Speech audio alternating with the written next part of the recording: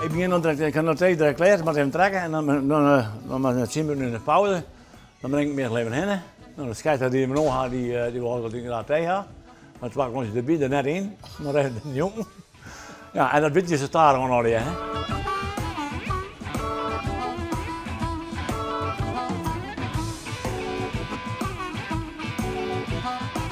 Eigenlijk gezegd van onze club. We kennen het zonder Johannes. Nee, hè? Nee, we kennen het zonder Johannes.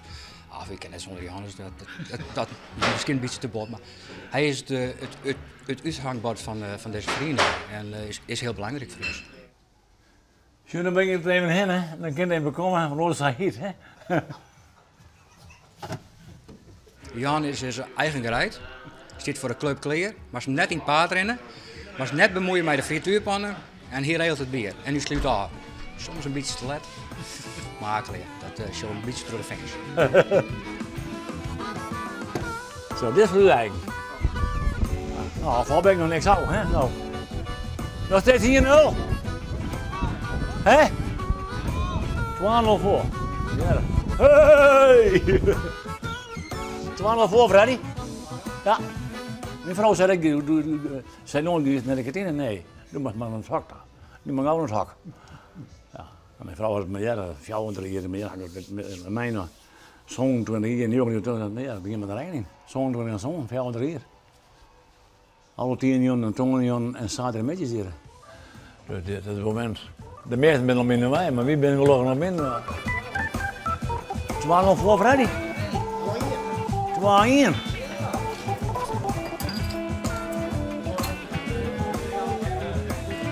Dat maar die frituurpan, wat is dat? Nou, we hadden ook een keer gewoon de onze frituurpan en toen weer in het bier hadden we wat frikandel erin gegooid. Dat gaat u de frituurpannen kosten. Ja, dat vonden we net leuk. Toen werd het echt boos, hè? Toen werd het boos. Nou, we gaan nou een nieuwe frituurpan, dus dat is wel klaar. Maar dat mag net omkomen. Nou, ik ben geen baas. Ik ben geen baas. Nee, absoluut niet.